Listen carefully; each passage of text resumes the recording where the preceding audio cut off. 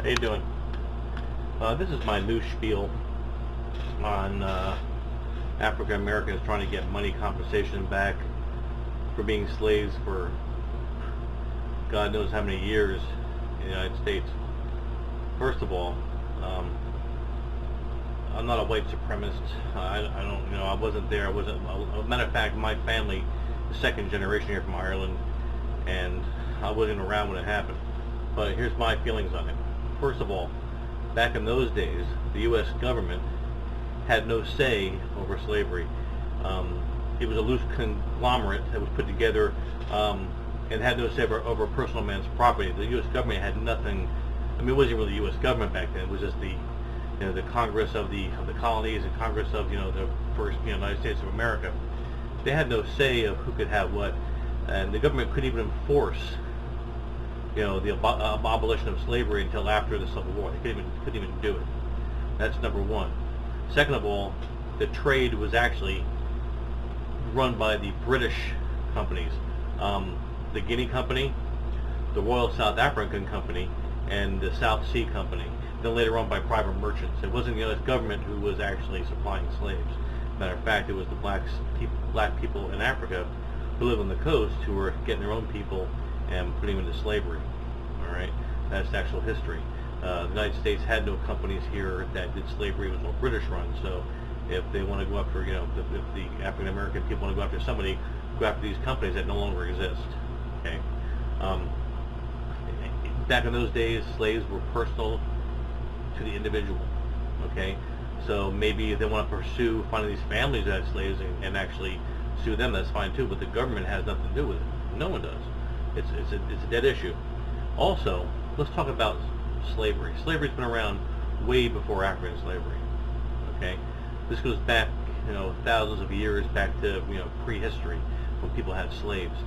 And if you want to get really technical about it, the Nubians, the black people in Egypt, okay, ruled for hundreds of years, and the Nubians had Jewish, Germanic, Italian, basically, and then they weren't Italian back then, but that general region. The Nubians had thousands of white slaves. Okay, they had thousands of light-skinned slaves and Arabic slaves and Egyptian slaves, and these rulers who were black had like colored people's skin.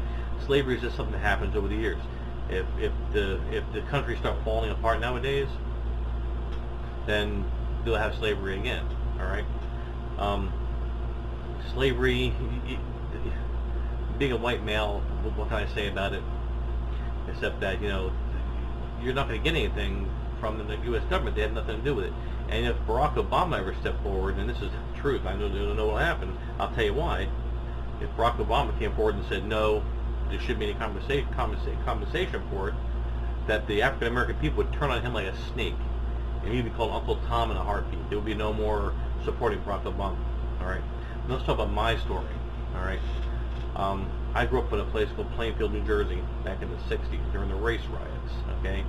And being a overweight little white kid with glasses, okay, I was tried, I was convicted, and punished for the assassination of Dr. Martin Luther King Jr., okay, because I was white.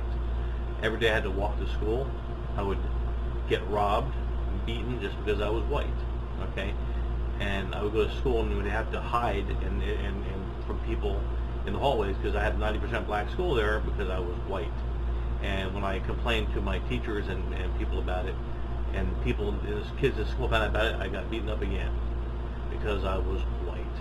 And because of this, my grades failed, and I failed a lot of classes in school. So nowadays I work for a laboratory. Finally, after years, I'm a phlebotomist. Okay, not a big high-paying job, but something. If I wasn't bullied because I was white in school, and not beaten up because I was white in school, and the only reason it wasn't because I was white, okay, I got a poor education. So if really, in a way, I hope that maybe the government will say, sure, we'll give compensation to the African Americans, because that way I can go and say, I'm going to get compensation from Plainfield, New Jersey, because I was not protected and my rights weren't protected either. Okay? Seriously, what can a kid of 12 years old, 13 years old, all the way up to like 15 years old do when you go to school and you're surrounded by a bunch of black kids who are beating your ass because you're just white? All right, nothing you can do about it. There's nobody else in my school. I mean, we had like 10 black kids and I have like a couple hundred kids in school. We're supposed to form a little gang and fight back. You can't do it. So what I'm saying is that I was bullied and I suffered because of it. So do I get compensation? I think I should, maybe I should get compensation for it. All right, but let's look at historical facts. You can't collect money from a government who had nothing to do with slavery. They didn't stop it, but they couldn't stop it because back in those days you can't stop a man's personal rights. That's what we were founded on. Not nowadays. Government take your shit from you left and right. Okay, it's not the same government as it was before. It's a whole different government. All right, they had no say. They couldn't stop it. It was free trade.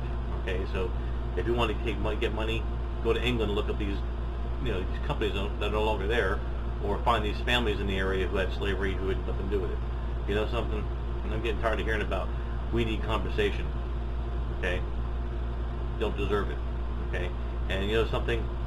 In my heart, I hope you do get it. That way I can sue my hometown and get money also for me being persecuted also.